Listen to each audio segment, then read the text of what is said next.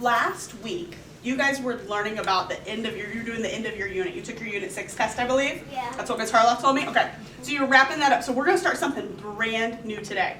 Brand new. Are you ready? Yeah. Okay. Today we are going to understand the details in a text by asking and answering questions. Who likes to ask questions? All the time. Tons and tons of questions. Okay. Awesome. So do I. So that's what we're going to do today. I've got a nonfiction book that we're going to look at. And it's so important for us to ask and answer questions because that's how we learn more. If we don't wonder and ask questions about things, we're never going to learn more stuff. So I have a book today, Forces in Motion During Ball Games, that we're going to look at, and we're going to wonder, and we're going to ask and answer some questions. So first, I'm going to look at the cover. This is the first thing I have to do. Look at the cover. I want you to watch me as I do these things right here. I'm going to look at the cover, scan the pictures, capture my questions, and then attack the book to find my answers. Are you ready? All right, here we go. Forces in motion during ball games. So my first thing I have to do, scan the pictures. Let's see what I notice. I notice lots of people playing lots of different sports. Lots of balls moving in the pictures. Oh, there's something about magnets. Soccer. Overball. I see lots of things moving. Golf, Tennis. baseball. Oh, skee ball. That is my favorite game in the whole wide world. When I go to Chuck E. Cheese, that's all I do is play skee ball. That's me, Chuck E. Cheese. Yep. Basketball, tennis. I play tennis too. Me too. Baseball. I'm trying it out. Okay, so I scanned my pictures. Now I have to come up with a few questions. All right, I'm going to come up with a few wonderings. So my first question, I'm kind of curious about this magnet part because the title of my book is Forces in Motion During Ball Games. And there's this whole section on magnets. Like I just saw it when we flipped to it. So I'm wondering, how does a magnet work? And what does a magnet have to do with playing ball? Hold on, remember you're watching me think? Hold on, I'll let you guys think. What does that have to do with a ball game? So I'm going to record my question. I'm just going to write them down here so we remember them. What does a magnet have to do with a ball game? Because that's my first question. My second question was, how do magnets work? How do magnets work? Okay, that's just so I don't forget my questions. Awesome. How do magnets work? Let's see if I have any other questions as I read. Look at this one. I see right here the heading is magnets, and it's about baseball again. It goes back to my same wondering, what does playing baseball or playing ball games have to do with magnets? I just don't understand. Hold on. Okay, so now you've seen me do looking at the cover, scanning the pictures. I captured a couple of my questions. Now I have to attack the book to find out my answers. So let's see if I can find out a couple answers. Well, I'm just going to start here because that's where my wondering was. Magnets make a force. They attract or pull some metals. Some baseball bases have metal parts. Magnets hold them in place.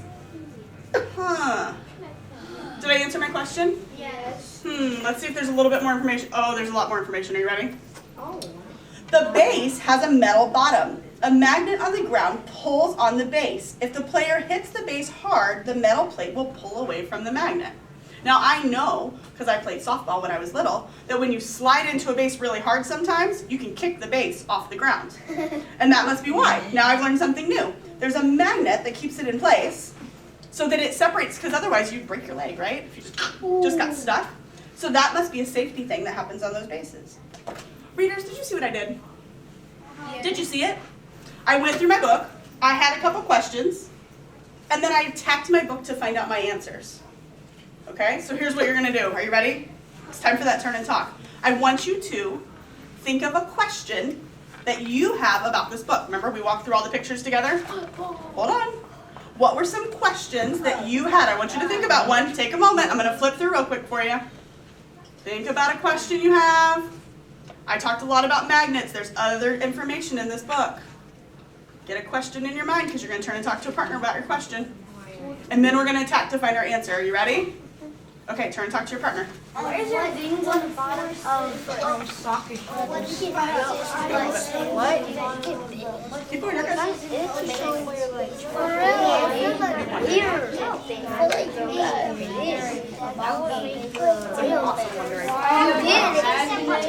What question do you have?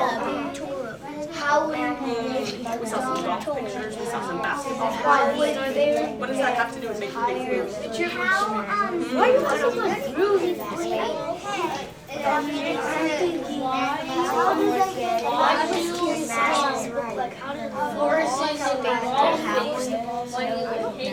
Wondering. You got one?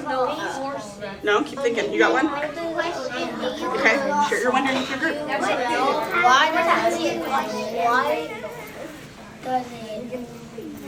If you're done, sure you're wondering, back to me. Back to me. All right, here we go. Back to me in 3, 2, 1. I heard some wonderful things when you guys were turning and talking. I heard you said something about your force in motion. Yeah. Can you tell us your question? What forces in motion can you make well in a ball game? Okay, where does force in motion take place in a ball game? Awesome. Yeah, We'll attack but the text and find it. How can you make forces in motion Okay, we'll look for that. in a ball game? We had a good one back here. Right. Go ahead. Can I go to the bathroom? Go. You had one. I said like how do the balls like get forced to move really fast and like because when I saw the bowling ball I was wondering how it was forced to go all the way down there and knock the ball hits down. Okay. My question was, how do they get the magnet to stand right when it's holding the base? That's a great wondering. One more. Go ahead. When you hit a golf ball, sometimes it goes in motion and forces during the ball, and the golf ball goes far. Okay. So I know, let's see which answers we can find. Remember, we're going to attack that book to find those answers. Let's see. All right, so these players used force to move the ball. A force is a push or a pull. So it can be a push or it can be a pull. That's a force. So think about playing ball. If you're playing soccer, how are you going to use force to move that ball? What are you going to do with it? You're going to kick it. Is that going to make the ball move? Yes. Okay. Or in some games you can hit the ball with Like, something. Or you can stop the ball with your heel. Okay, so if I stop the ball, am I stopping the motion? Yeah. You're right, let's see what it says. Players also use force to stop a ball. This soccer player stops the ball with his foot. Awesome job. You're already knowledgeable about this. Okay, I want to find your answer because I know it's in here. Hold on. Let me find it. It was the golf one. I'm pretty sure that's where your answer was. Hold on. You mean mine? No, because she was asking about moving just a little bit or moving a lot. This page right here. Let's see. A player can use a small force to tap a ball. A small force moves the ball a short way. And you were talking about bowling, how you get it to move all the way down. A player can use a big force to hit a ball hard. A big force makes the ball move a long way. So depending on how much force I use, that depends on how far it's going to move.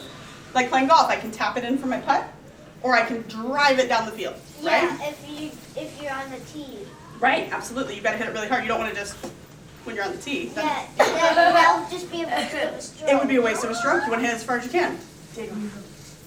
All right, so readers, today we learned how to ask and answer questions about a text using a nonfiction book. Here's the steps we did. We looked at the cover. We read the title. We scanned the pictures. We captured some questions. You guys turned and talked about them. And then we attacked the book to find out answers. Remember, it's so important to ask and answer questions about a book because that's how we become more knowledgeable and learn new things. If we don't ever wonder about stuff, we'll never learn new things. You have to always ask questions and then find out those answers. You can't just ask and not do anything about it. You have to ask and then dig into a book, attack that book to find out why. All right? Now, today, a little bit different. You guys are going to go read at your tables. Okay? And I'm going to come around and check in on you guys. So, off you go. 2 tables. Start reading. Just going to wrap it up and then we'll let Ms. Harloff finish and she can take over. Come on. Back to the carpet. Let's go. Come on.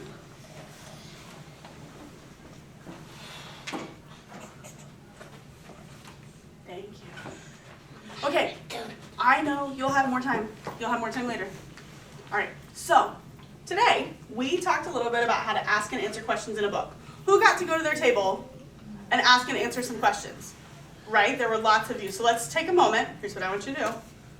I want you to turn and talk to your partner. Hold on, wait till I tell you to go. And share one of your questions and what was the answer you found. Got it? What are you telling your partner? What are you telling your partner? How do you make the ball change direction? That was your wondering, right? Yeah. And then you're going to tell them the answer you found, right? Okay, ready? Turn and talk, go. My answer, how does Call the question. No, you're right. I found the question. It's right. I didn't get it. Like how much is it? Okay, so tell them. Say, I had a wondering, but we couldn't find the answer. We're going to have to look in another book, aren't we? Tell them. Tell your group. How do you make a magnet? Well, I looked at mine. Some of you guys are wondering. I was asking questions. Who is he talking to? Why is he on fire? How did he get the fire? Well, he led the sticks. I found the answer right when he led the Find your sticks answer? to the river. Good job. And Good the job. fire went away, and then it's gone. Another question. He was talking to them. He was close to the fire, but the fire didn't burn. Okay, come back to me in three. Rainbow when I saw the rainbow. Back to me two. I read about it. Back to me in one. Turn it back. Thank you. What were some of your wonderings? I'm going to call on just a few people who are sitting so principled, ready to go. What are a few wonderings that you had, maybe one that you got an answer to? Go ahead. How long do chimpanzees live in the wild? How long do chimpanzees live in the wild? I don't know the answer to that. Did you find the answer? Okay. And it was millions of years. Wow, that is fantastic. Chimpanzees have been around for millions of years. Okay, you told us your question about force and I motion. have another question. Okay, go ahead, share. How does gravity affect a ball? Okay. And the answer is when you throw a ball up, gravity will pull it back down. If we didn't have gravity, it'll just keep going up and up. Forever, and never, up never. and up. Space There would be basketballs all in space, right? Yeah. Right. Space doesn't have gravity. You're right, it You doesn't. can Just float. walk I know, Yeah, like right? an astronaut. Right. Did you have a wondering that you found an answer to? Yeah. Okay, go ahead, share it with us.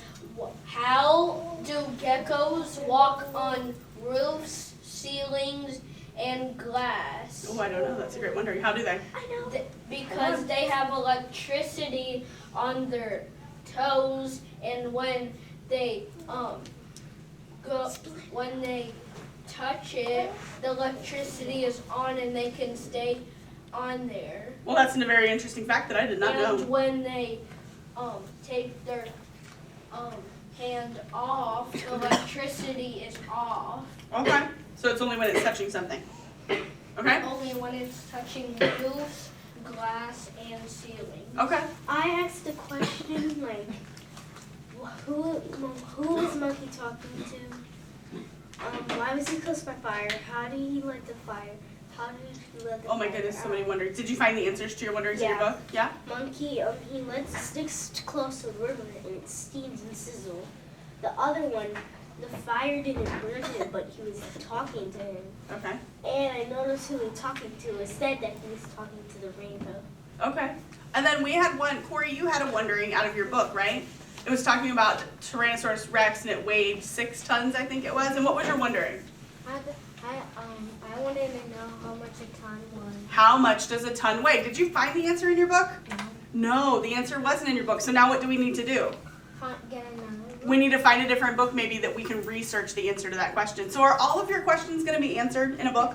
No. Probably not. But that doesn't mean you just say, oh, well, it's over. It doesn't matter. You go find it in another book, okay? So that's what we learned about today. You guys did a fantastic job. Give me one big, huge air high five. Ready, go. Nice work.